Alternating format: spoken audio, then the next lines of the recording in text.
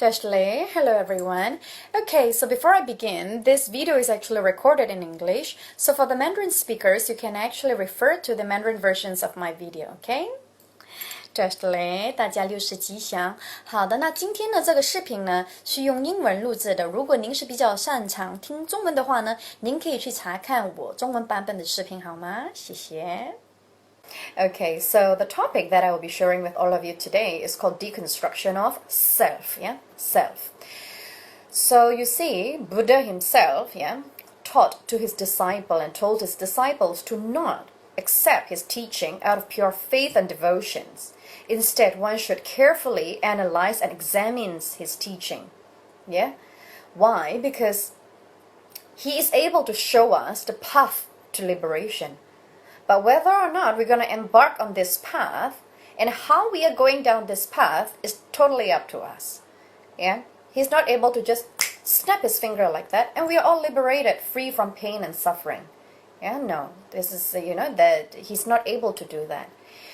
So therefore, with what we are doing today, the deconstruction of self, it is like, how would I say that? If we were to take Buddhist teaching as a quote or as a phrase, and we will just, hang on to that, just intellectually understanding word by word what it means, then that is not going to benefit us in any way. That way we are not going to be able to progress in our, in our practice.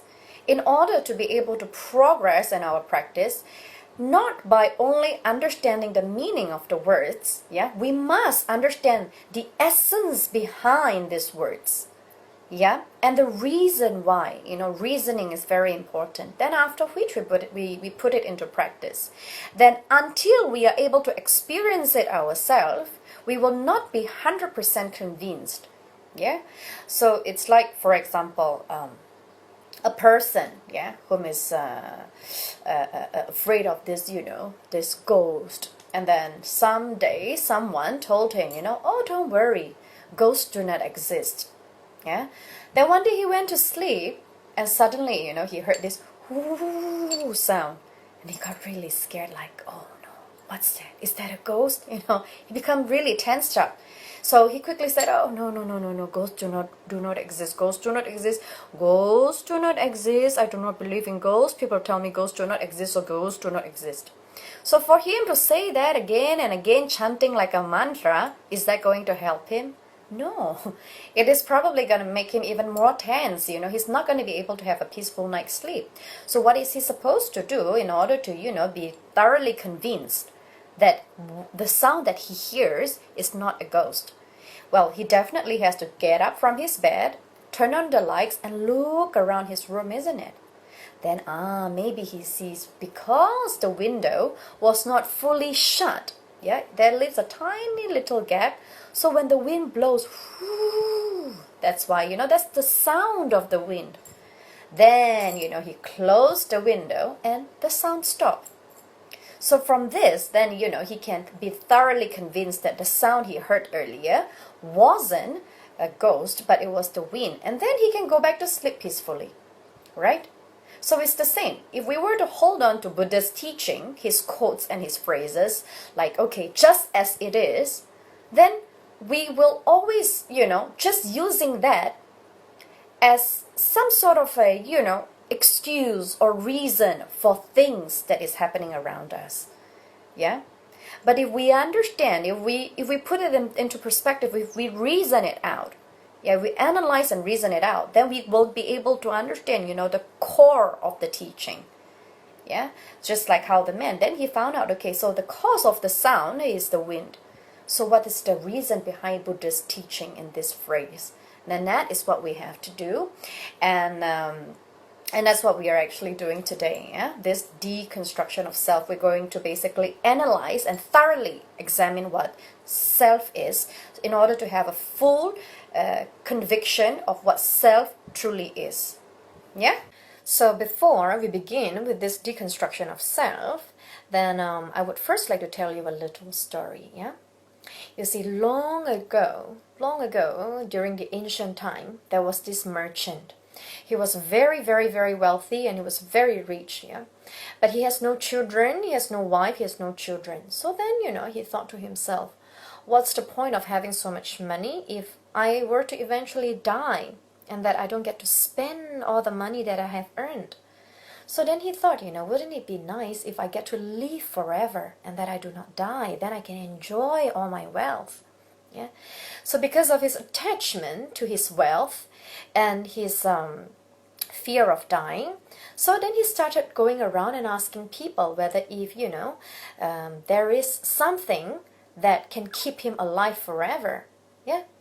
So then, of course, there will be, some honest people that tell him, no, you are being silly because, the nature of living, of us human beings is that, we get old and then we die. But then he doesn't listen, because of his strong attachment to his wealth. Then, of course, there will be some con men, dishonest people that tell him, you know what? There is this special pill, that has to be made from this special plant. And that to access to this plant is not easy. We have to build bridges, we have to hire a lot of workers and this and that. So then the man thought, it is worth it because if I can live forever, I can always make my money back. So then he started giving all these con men a lot of money. Yeah, but still he does not get, this pill. So days passed, weeks passed, months, and then years, passed by. Time just passed by, and he was getting older and older. He was starting to get sick. Still, there is no sight of this pill. Then one day, he was at his deathbed and he was dying. So then he thought to himself, with all the money that he has, all the wealth that he has never lived a day being happy. Every day he was waiting for this pill to appear, but disappointment after disappointment, and now he's dying. He is poor, he has no more money, and he's lonely. Yeah. So eventually then he died. So this is the same, like us human beings. Because of our strong attachment to this self, without having truly understand the ultimate reality, the true reality of this self, we human beings cling on to it and form such strong attachment to it. Me, myself, I, It is because of the ignorance of the ultimate reality of this self, and therefore we are all suffering. Because from this self is the root cause, of our suffering, being our all of our destructive emotions, our conflicting emotions, our anger, our jealousy, our sadness, and everything, all derive from this self. Because of our strong attachment to this self and our lack of understanding of its ultimate reality. Therefore, we are all suffering.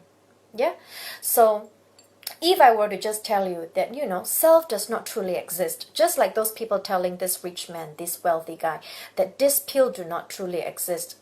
But, just by that concept, that self does not truly exist, but we are seeing this body every day through the mirror. We can hear our speech, we can hear ourselves.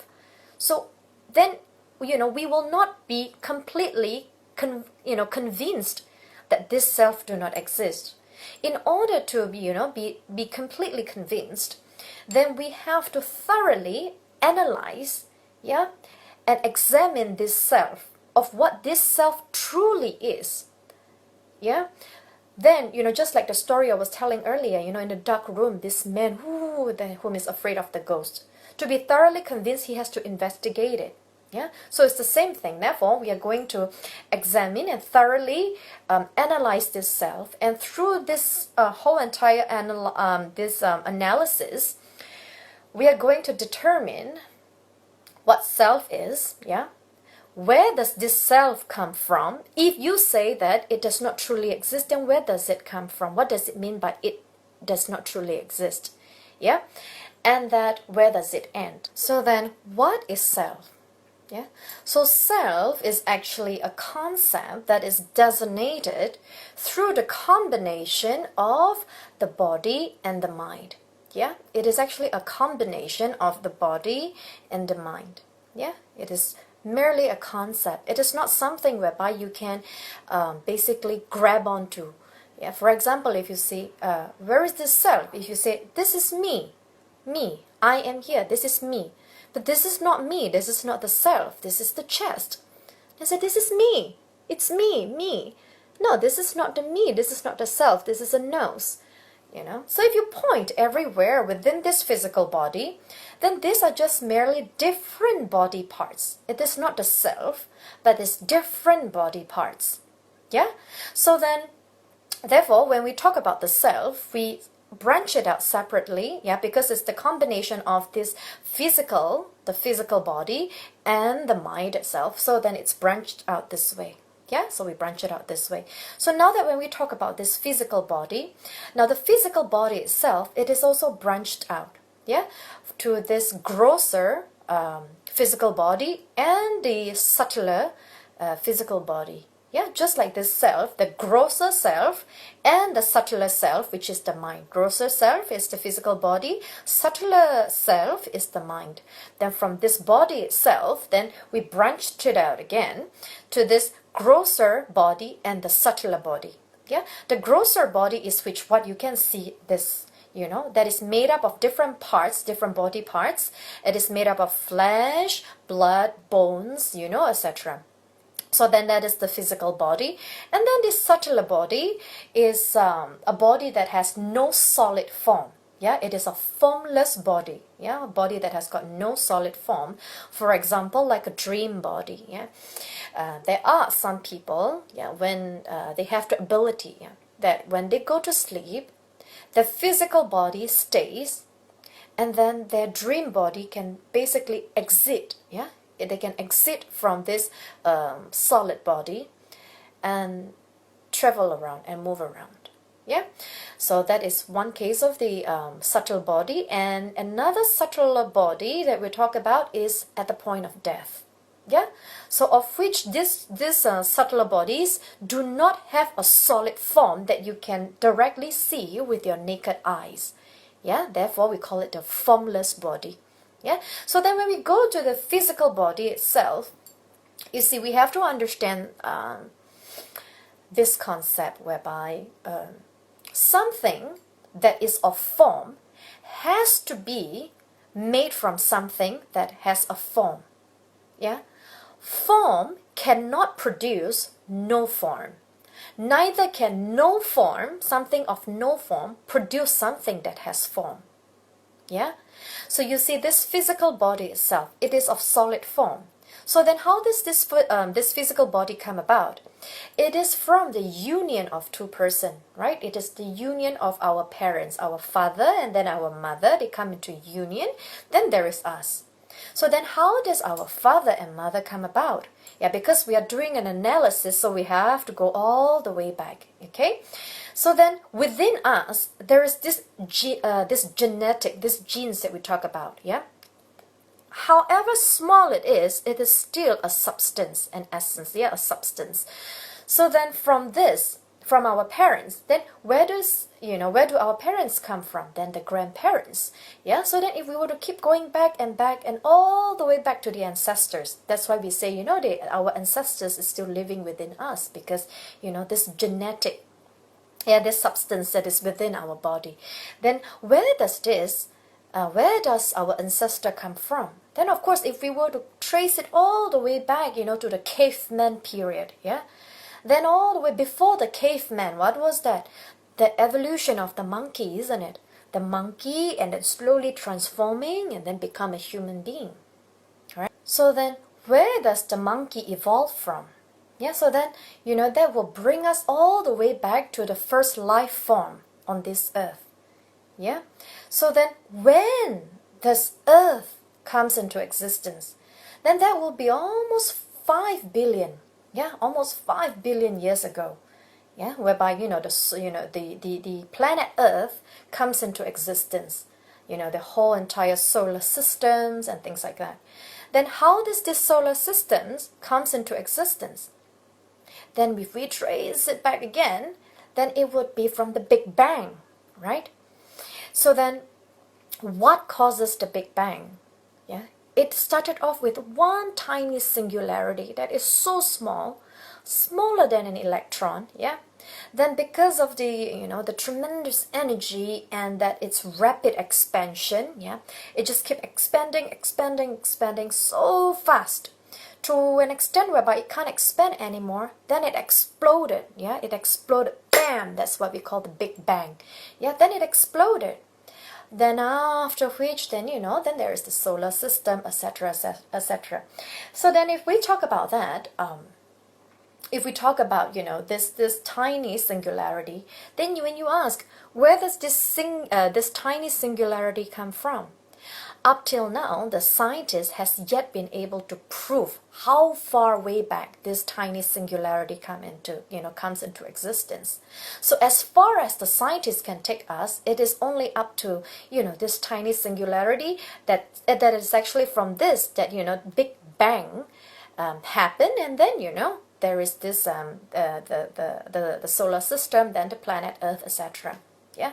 So then from this we can very confidently say that this self, yeah, because the self is derived, it is a combination of this physical body and the mind.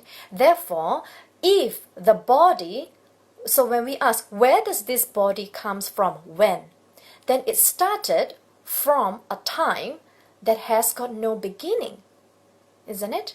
Yeah. So that is what we call the beginningless time. Yeah. So then this body comes into this relative existence from a beginningless time. Therefore, we can also say that this self comes into existence, yeah, comes into the relative existence from a beginningless time. Okay. So from that, then we can have a strong conviction of the origin of this self, then the determination of which is that it started from a beginningless time. Yeah. So then, now that we have talked about the physical side, yeah, the grosser self, then we will then move to the other side. Yeah. The self is a combination of a body and mind. Yeah. So then now we move on to the subtler side, which is the mind. Then the mind itself, it can also be branched out into the grosser mind and the subtler mind. Yeah, the grosser mind is what we use to process information, is what we use to, process our thoughts, then eventually, form perceptions and concepts. Yeah, then how are these perceptions and concepts formed? Now, they are formed based on the integration of our sensories. Yeah, of our sensories. And what are our sensories? That is our eyes, our ears, our nose, our mouth, and our feel, our hand. Yeah. So then, through the integration of our sensories, then a concept is formed. So then, you ask how? How does these sensories get integrated? Basically, you see, when you try to teach a child and what an apple is, and if it's just by talking, apple is red, and that it is sweet and it's crunchy, just by saying things like that, the only thing that the child that is activated in terms of sensory is the sense of hearing through the ear. Yeah. So then, but however, if you take an apple, yeah, and you give it to the child touch, yeah, through the sense of touch. Okay, now the apple is smooth, yeah, the skin is very smooth and it's round, it's kind of like a round shape. Then you cut the apple into half, then you let the child smell the apple, yeah, and the apple smells a little sweet. Then after which you see, okay, so the apple has some seeds, which is black. Then you slice the apple up, and then you let the child taste the apple. Now, sense of taste through the mouth. And then when the child bites it, yeah, there's a crunch to the apple. Then it's the sense of hearing through the ear is engaged again. Yeah. So you see, through this way of just one apple, one solid apple, and that to let the child touch, feel, look, and smell and taste and hear the crunch of the apple. Now this is what we call sensory integration. So when all the senses integrate and come together, then that's where it forms a concept. Then say, okay now, so that is an apple. Yeah, so it's the same thing. If we go down to the subtler mind, the subtler self, yeah, the subtler self, which is the mind, and then of which then the mind, we branch it out to this grosser mind, which is what we use to process information. Now then that is where the self comes from. Yeah, because we cannot deny the fact that when we look into the mirror and we see this person standing there, yeah, with the eyes and the nose and everything, we can touch. Yeah, we can touch our body. We can touch our body. When we speak, we can hear ourselves. Yeah, so it is through all this sensory integration, then the concept of this mind comes, of this self, yeah, comes into existence. So then this existence of this self, it is what we call the relative existence. Why? Why is it that I can see it and I cannot say that it truly exists? It is right there, I can see it. You see, because for something to truly exist, it has to be able to stand alone on itself. Unchangeable, untouchable, unmodifiable. Yeah?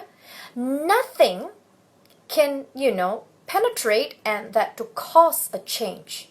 Yeah, as long as something that is changing, yeah, evolving, then that thing itself does not have a true existence, in which then it also relies on another matter to come into being.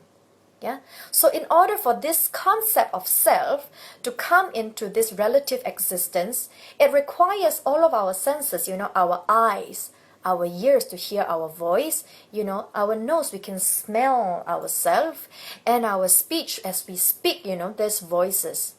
So it is it is depending of so many different kind of factor.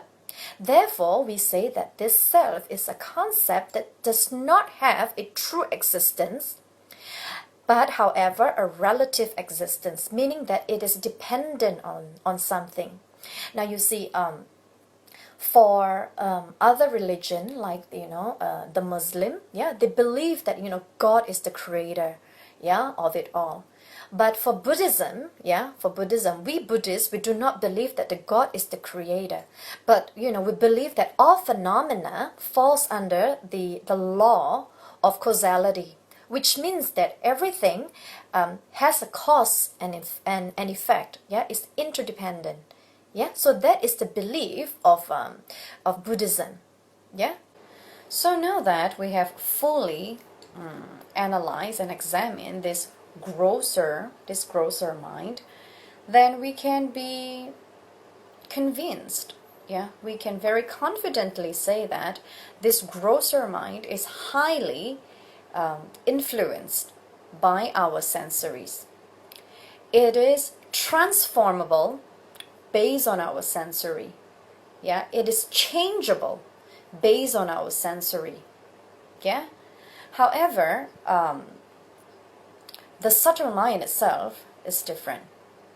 Yeah, because when we talk about mind earlier, we branched it out this way: the grosser mind and the subtler mind. Yeah, the subtle mind being in the deepest, subtlest level over here.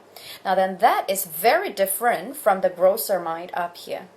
The grosser mind up here is what we use to process thoughts, etc., and then forming conception and perception. The subtlest mind over here, which is, in another words, we call it the pure mind. Yeah, the pure mind. Now this pure mind, unlike the grosser mind that is influenceable by other factors, this pure mind is not influenceable. It remains unchanged, uninfluenced, unstained. Yeah, it is of a state that is pure clarity and brilliance. In a very steady state of pure clarity, in which, for example, when the grosser mind, when a thought arises, when you think of something, a thought arises, the next one will come, and then the next one will come, and the next one will come, and the next one will come. Then it starts forming, It becomes like a chain of thoughts, right? But this subtle mind itself, when you have entered the state of this pure mind, any thought that arises within you, and without the thought even being formed, just arising, just a little tip coming up, that thought itself will be diminished. There is no chance for this thought to penetrate into the clear mind. Or rather, you can say that the clarity and the brilliance of the clear mind, once any thought arises, it will purify it immediately, and then the thought itself will just disappear. With that being said, then it means that, the pure mind is unstained, unstainable, uninfluenceable, unchangeable. So that is the ultimate nature of the clear mind. So then, if this clear mind, this pure mind, this subtlest mind, which is the natural intrinsic nature of mind, because the mind is this much, this multi-layer. Right over here, this is the natural intrinsic nature of the mind. It's such that it is so pure that it's unchangeable. Then meaning that, then this mind, because it's unchangeable, it is not affected by any other factor, and it's a standalone itself, is that it is independent of all the other factors, means this mind, this pure mind, this mind, does not end, it does not cease. So if we determine that this mind does not cease, then because the self, is a combination of physical body and the mind, therefore, since the mind does not cease, does not come to an end, therefore, the self also does not come to an end. So now that we have come to the end of the conclusion, the analysis, the thorough analysis of what self is, then we can conclude now based on the 3 pointers earlier. So what is self? Then from this analysis we clearly understand that self is a mere concept that is designated by the combination of a physical body and the mind. It is not something whereby it comes into existence on its own, and it is not something whereby we can grab or we can point. It is a concept. So then the next one we said, okay, then where does this self comes from? Where does it come from? Where does it start? Then from the analysis earlier, where we do all the tracing back, then from here we derive to the answer that this self comes into relative existence from a time that has got no beginning. So it comes into relative existence from a beginningless time. So then now that this self has come into a relative existence, then where does it end?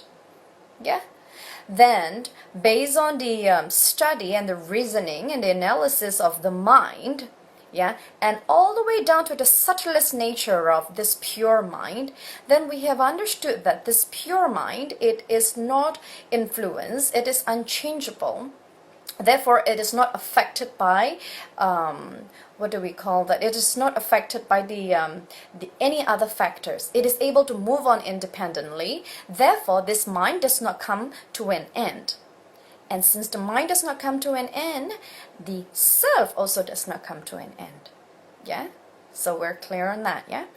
So then now that we have concluded this deconstruction of self, and then we have gotten answers to what self is, etc., then how do we incorporate Buddhist teaching into this analysis?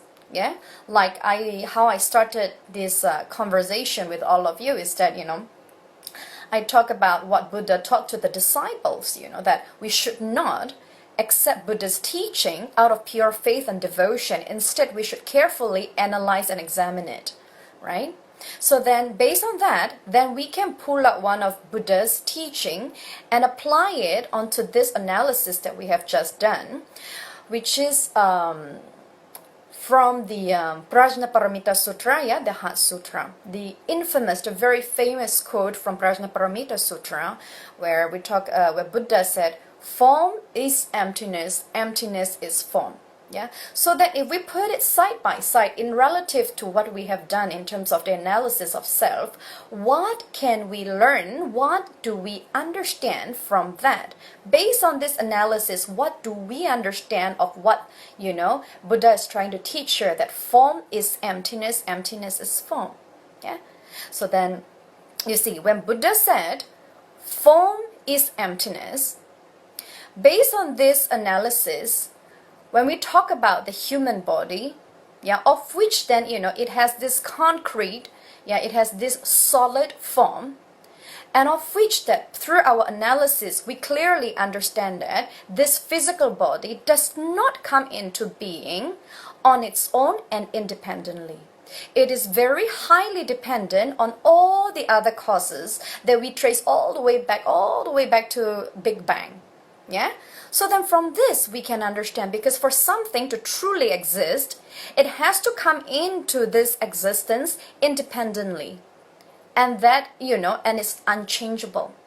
But the body, the form of which, through the analysis that we trace back, clearly tell us that it did not come into this existence merely on its own. It is depending on all the causes. Therefore, there is this relative existence and not an ultimate true existence. Yeah, and because it is highly affected, even though that it has come into this relative existence, this body, undergo changes. Anything that undergoes changes is not permanent. So if it's not permanent, then it does not have a true existence to that. Yeah, therefore, to the phrase form is emptiness. Therefore, this form itself, yeah, the ultimate nature of which is emptiness. Yeah, so then when we talk about emptiness, we're not saying that it is not there. Yeah, Buddha is not trying to tell you that they do not exist. No, they do not exist inherently, which means independently on itself, but they do have a relative existence. So that is what he's trying to say by form is emptiness, only speaking of its nature, which is emptiness, because it comes into existence, depending on all the other causes. Yeah. So then what is the essence behind this sentence, form is emptiness? What is he trying to teach us? He's trying to teach us detachment. Yeah, he's trying to teach us detachment, to not form such strong attachment to everything, to all the phenomena that is around us, self included, me, myself, and I, which is the root cause to all of our troubles. Yeah. So when we understand that its nature of, the nature of which is emptiness, then we will learn to detach from it. Because what's the point? Or rather, can we actually do that? It's like if you're trying to hold on to something that is empty, it's like you're trying to hold on to air. But what's there to catch? Where's there to catch? Where's the air? You can't catch it, isn't it? Yeah, so then by telling us that form is emptiness, Buddha taught us to detach, yeah, to learn detachment, of which then, being human being, in order to prevent us to very stubbornly and very, religiously following, and faithfully following this teaching, and to prevent us from being an extremist, because if he said that form is emptiness, then, if we constantly tell ourselves, oh, everything is empty, all this is illusion, all this do not exist, then it becomes living life, in a very denial state. Just like the story I said earlier where the guy said, oh, ghosts do not exist, ghosts do not exist, ghosts do not exist. Yeah? Then we will be living in a state of denial. Yeah? So then in order to prevent us from becoming an extremist, then he taught the next sentence. Emptiness is form. Yeah?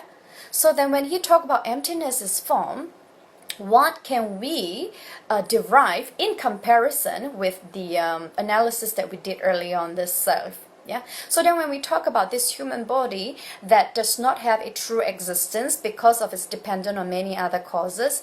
So now that when he's talking about emptiness is form, now that we understand that the ultimate nature of, this self, us, is emptiness, then how do we get there? How do we get to this analysis that, that this self or this body is emptiness? Because of an object of, of analysis, isn't it? An object of focus.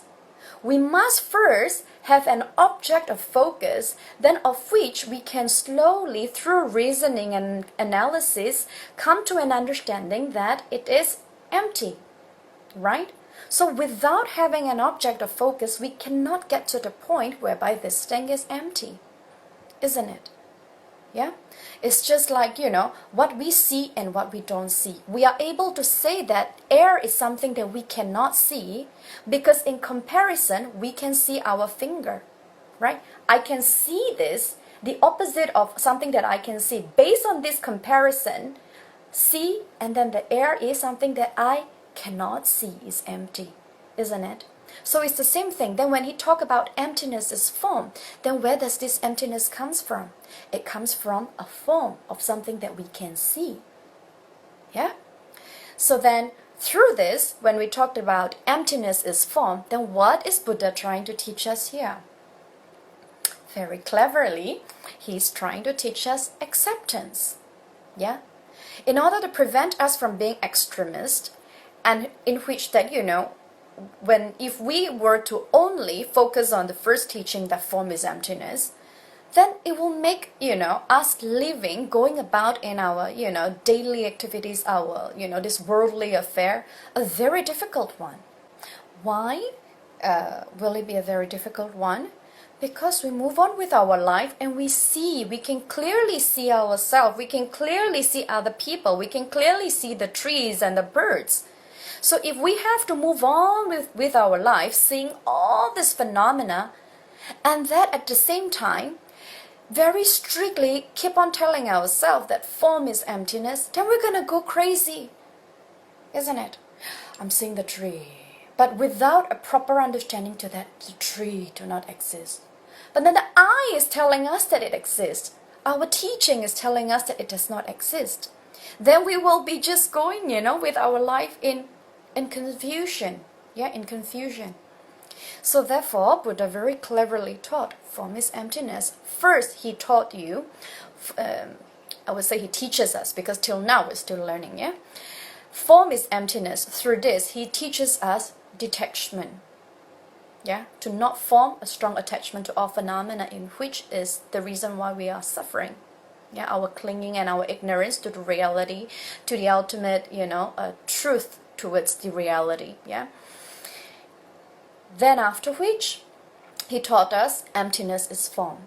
In order to not let us continue and lead life in a confusion state and in denial, then we learn to accept. Yeah. So then this way we stand right in the middle, very relaxed. We understand, we see, and we accept. Yeah. Upon knowing its true reality, and then we accept, and then therefore we can go on with our life. Yeah. So then now I have come to the end of my sharing, and I thank you all for listening. I just want to wish that all of you have a wonderful practice, and again, with whatever practice that you are doing, approach it with a very patient and compassionate heart. Yeah, and lastly, and most important of all, is that irregardless to whatever knowledge that you think you have gained, or understanding that that you have gained, or any skills that you have learned, always remember that all this that you have gained is not for the benefit of oneself, not for the benefit of yourself, but simply for the benefit and the well-being of all sentient beings. Yeah. Okay, so thank you very much, and I look forward to seeing you in my next video. Thank you.